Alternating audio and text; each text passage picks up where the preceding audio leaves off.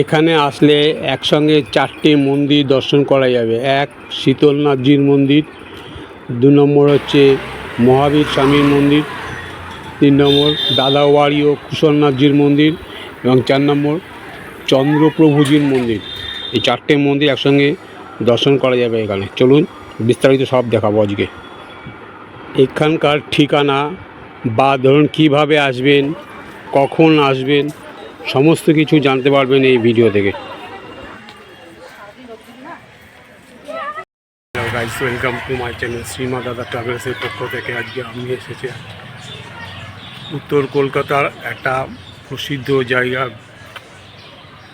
একদিনের বেড়ানোর মতন ঘোরার জায়গা, প্রসিদ্ধ জায়গা হচ্ছে যেটা হচ্ছে কলকাতার জৈন মন্দির, পরেশনাথের জৈন মন্দির, যেখানে হিন্দু বৌদ্ধ সবাই জৈন সবাই সব ধর্মের মানুষরা এখানে এসে ঘোরার জায়গা এবং অপূর্ব সুন্দর জায়গা, ঘোরার জায়গা। কীভাবে এলাম, কখন করলে না করলে সমস্ত বিস্তারিত খবর দেবো। চলুন দেখে আসি আগে। ঢোকার আগেই প্রথমে বাদিকে চোখে পড়ল শ্রী শ্রী অনুকূলচন্দ্র ঠাকুরের সৎসঙ্গ আশ্রম। আপনারা এলেও একবার দর্শন করে যাবেন, খুব ভালো লাগবে, অপূর্ব সুন্দর।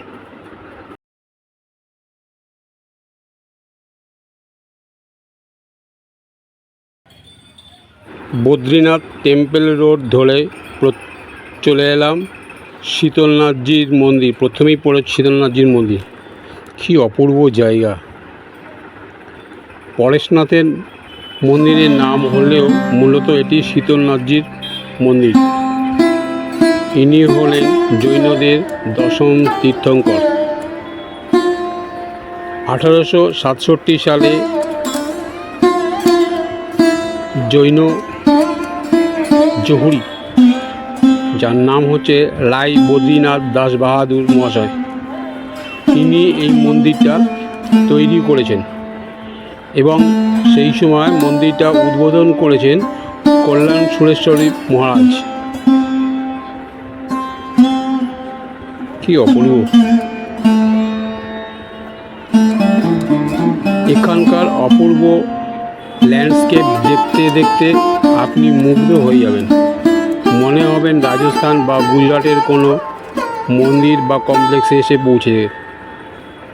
এখানে রয়েছে সুসজ্জিত বাগান, বাগানের মাঝে শ্বেত পাথরে তৈরি নানান রকম ইউরোপিয়ান মূর্তি। বিশাল বড় জায়গা, এলাকা খুব সুন্দর, এত ঝাঁ চকচকে, পুরো মার্বেল, সাদা মার্বেল পাথর দিয়ে তৈরি। বাগানটাও অপূর্ব সুন্দর।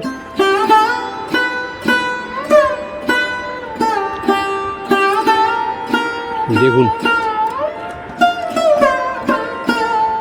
এখন গরমকালে বাগানে ফুলগুলো একরকম রয়েছে, শীতকালে আসলে এর সৌন্দর্য আরও অন্যরকম হয়ে যাবে, ফুলে ফুলে বাগান পুরো ভর্তি হয়ে যাবে।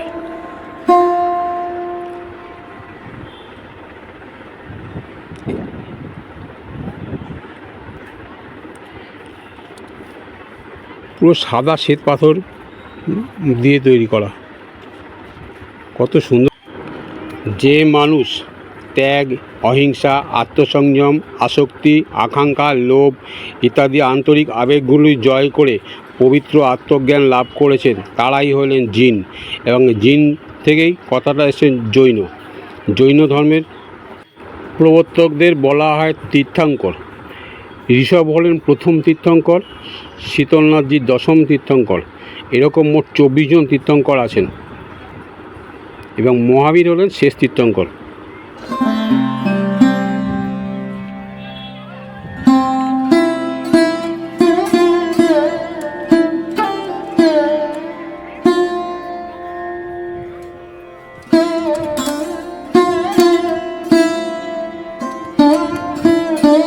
এই যে মূর্তিটা আছে, ইনি হলেন সেই বদ্রীনাথ দাস বাহাদুর মহাশয়।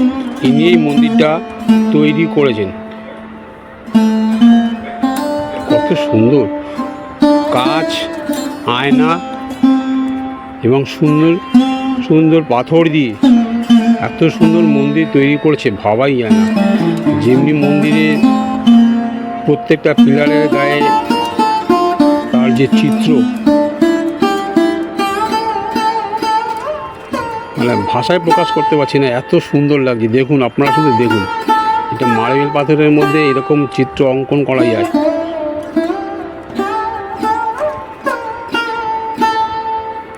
কল্পনার অতীত। খোদ কলকাতার মধ্যেই এত সুন্দর একটা মন্দির রয়েছে, এটা আমার জানাই ছিল না কোনো সময়তেই। গার্ডেনের মধ্যে যে বসার জন্য যে চেয়ারগুলো রয়েছে, এগুলো দেখবার মতন। কি সুন্দর তার ডিজাইন, ফুলের বাগানের সামনে অপরূপ শোভা।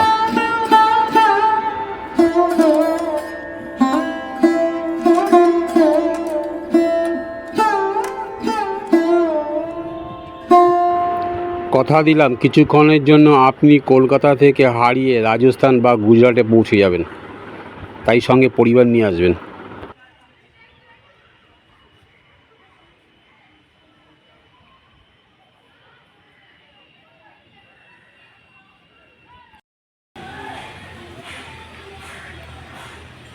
এনারাও হলেন জৈন তীর্থঙ্কর, প্রসিদ্ধ জৈন তীর্থঙ্কর।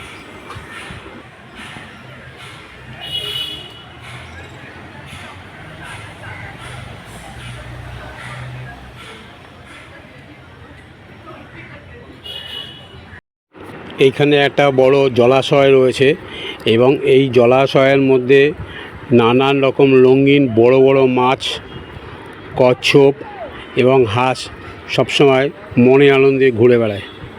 ঠিক আছে, এদেরকে কখনো ধরা হয় না, এ কারণে এদেরকে ঈশ্বরের প্রতীক হিসাবে মনে করা হয় এবং এও মনে করা হয় এদেরকে কোনো খাবার দিলে এবং ওরা যদি সাদরে সেই খাবারটা গ্রহণ করে তাহলে সেটা নাকি পুণ্যার্জন হয়।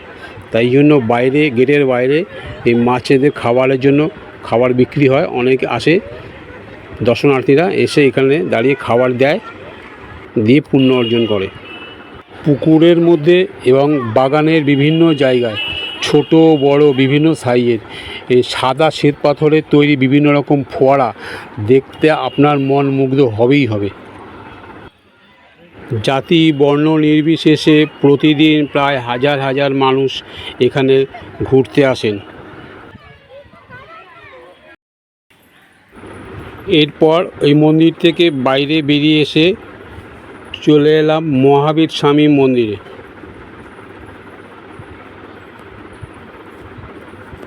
জৈনদের শেষ এবং 24তম তীর্থঙ্কর হলেন মহাবীর। এই দেখুন, নির্মল নিস্তব্ধ পরিবেশ, সাদা মার্বেলের তৈরি এবং সঙ্গে অপরূপ ভাস্কর্য এবং পুরো মার্বেল দিয়ে মেঝেটা তৈরি করা, এত সুন্দর লাগছে। পুরো নিস্তব্ধ, যেন মনে হয় ধ্যান করার জায়গা, এরকম একটা নিস্তব্ধ জায়গা মনে হচ্ছে। আপনি যে কলকাতাতেই আছেন মনেই হচ্ছে না। ক্যামেরা নিয়ে মন্দিরে ভেতরে ঢোকা নিষেধ বলে মন্দির দর্শন করাতে পারছি না। আপনারা এসে চাক্ষুষ দর্শন করে যাবেন, খুব ভালো লাগবে।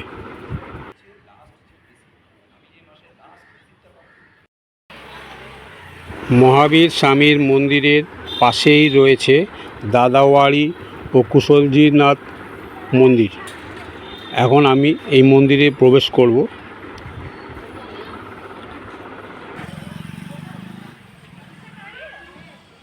মন্দিরে ঢোকার আগে বলি আপনারা এখানে কীভাবে আসবেন। যদি শিয়ালদা দিয়ে আসেন, শিয়ালদা থেকে খান্না মানিকতলা দিকে যে কোনো বাস ধরে সাহিত্য পরিষদ নেমে যাবে। সাহিত্য পরিষদে নেমে ঠিক বাস স্ট্যান্ডের ঠিক উল্টো দিকে রাস্তাটা চলে গেছে, ওই রাস্তাটা দিয়ে ঢুকে যাবে। এই রাস্তাটা দিয়ে সোজা এসে বাঁদিকে এই ডান দিকে ঘুরলেই পরেশনাথের মন্দির। প্রথমে একটা অনুকূল ঠাকুরের মন্দির পড়বে, অনুকূল ঠাকুরের মন্দির পাশেই হচ্ছে আপনার পরেশনাথের মন্দির। আর হাওড়া দিয়ে আসলে L238 ধরবেন, এক বাসে সোজা চলে আসবেন গৌরীবাড়ি বা সাহিত্য পরিষদ স্টপেজ।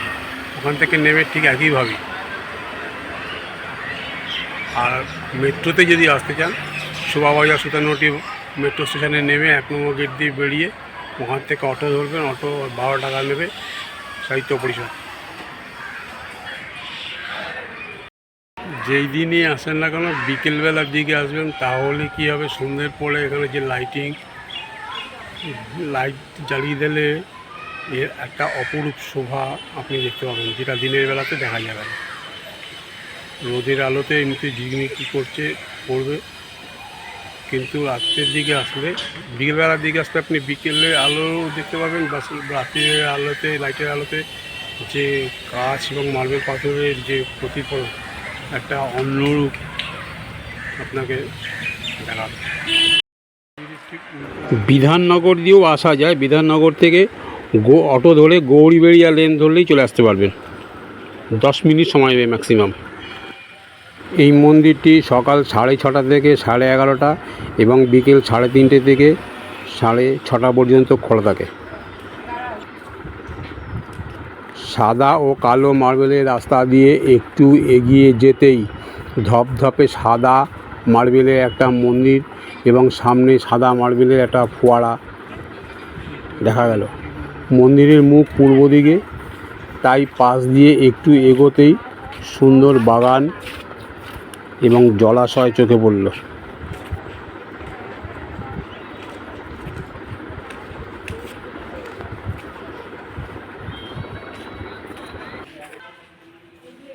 উত্তর কলকাতায় একবেলার জন্য বেড়াতে যাওয়ার জায়গা, দারুণ মনোমুগ্ধকর পরিবেশ। ছোট থেকে বড় সকলের মন কাড়বে এখানে, প্রত্যেকেই আনন্দ পাবেন।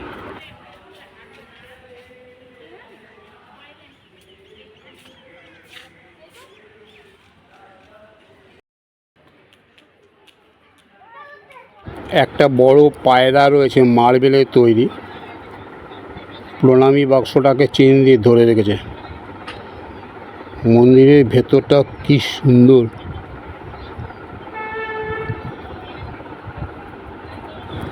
এখানে কুশলনাথজির পদচিহ্ন পূজিত হয়। সন্ধে হয়ে গেছে, সন্ধে আরতির অ্যারেঞ্জমেন্ট চলছে, এক্ষুনি শুরু হবে। মনে হয় ঠিক সময় এসেছি।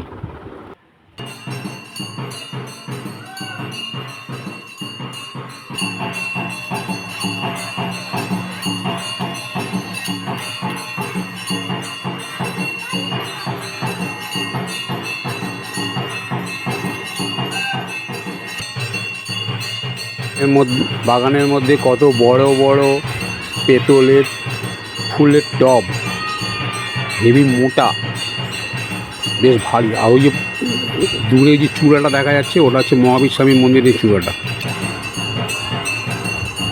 ঠিক আছে। প্রত্যেকটা মন্দির এখানে নজর কাড়ার মতন। গর্ভগৃহের বাইরে উপরের দিকে কুশলজির চিত্রপট রয়েছে, পূজিত হচ্ছে পদচিহ্ন। দেখুন এক যন্ত্রে কত কাজ।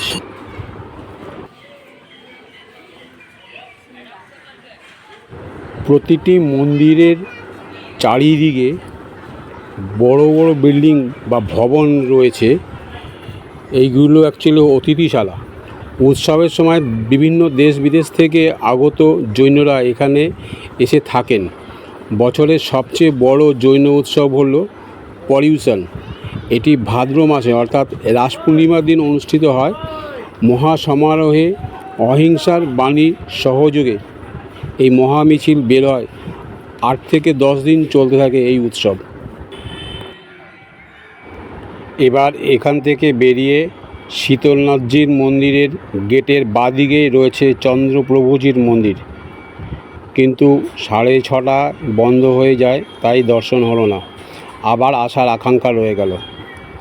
আপনারা এসে আগে বাইরের মন্দিরগুলো দর্শন করে নেবেন, তারপরে শীতলনাথজির মন্দিরে আসবেন। তাছাড়া একটু সময় নিয়ে আসলে বেড়ানোর আনন্দটা পরিপূর্ণ হবে। এই মন্দিরগুলো রোজ খোলা থাকে সকাল 6টা থেকে বেলা 12টা পর্যন্ত, আবার বিকেল 3টে থেকে 7টা পর্যন্ত থাকে। তবে কোনো কোনো মন্দির 6:30তেই বন্ধ হয়ে যাচ্ছে। আবার চলে এলাম শীতলনাথজির মন্দিরে। রাতের আলোর শোভা কেমন লাগছে একটু আপনারা দর্শন করুন। একটা ছোট স্টল আছে যেখানে বিভিন্ন ঘর সাজানোর জন্য বিভিন্ন গিফট আইটেম রয়েছে, কালেক্ট করতে পারেন। মন্দিরের গর্ভগৃহে বিভিন্ন দেয়ালের চিত্র, ঝাড়বাতি, কাঁচ, আয়না এবং মূল্যবান পাথরের কারুকার্য বাইরে থেকেও অনেক বেশি সুন্দর। শান্ত নিরিবিলি এক উপাসনা পরিবেশ যা আপনাকে মনোমুগ্ধ করবেই। এই মন্দিরে আরও একটা বিশেষত্ব হলো অহিংসা ও শান্তির বাণী প্রচারক হিসাবে একটা প্রজ্বলন ঘিয়ের প্রদীপ রয়েছে। দীর্ঘ 157 বছর ধরে, অর্থাৎ প্রতিষ্ঠা দিবস থেকে আজও অবধি প্রজ্বলিত রয়েছে। এখানে এলে দর্শন করতে ভুলবেন না। ঘড়িতে এখন 7:15, তাই বেরিয়ে গেলাম। বাইরে বেরোতেই ডান দিকে দেয়ালের মধ্যে দেখলাম জৈনদের জীবনযাত্রা এবং অহিংসার বাণীর তথ্যচিত্র ও ভাস্কর্যের মাধ্যমে ফুটিয়ে তুলেছে প্রচারের উদ্দেশ্যে। পুরো রাস্তাটাই পাঁচিলের দুধারে দিয়ে এরকম করা রয়েছে। তার মধ্যে একটি লেখা দেখলাম, বর্তমান সমাজে এই 4টে জিনিসের খুব অভাব: মনুষ্য জন্ম, 2 আধ্যাত্মিক শ্রবণ, 3 নিজ ধর্মের বিশ্বাস এবং আস্থাবল অনুশীলন। সত্যি খুব বাস্তব কথা। যাই হোক বন্ধুরা, ভিডিওটা এই পর্যন্ত শেষ। ফ্রেন্ডস, এই ছিল আজকের নিবেদন। ভিডিওটা কেমন লেগেছে কমেন্ট বক্সে প্লিজ লিখে জানাবেন। ভালো লাগলে বেশি বেশি করে শেয়ার করবেন। আর ভিডিওটা যতটা দেখেছেন, সামনে এসে দেখবে চাক্ষুষ আরও ভালো বেশি দেখুন। তাই জন্য বলছি একবার এসে দেখে যেতে।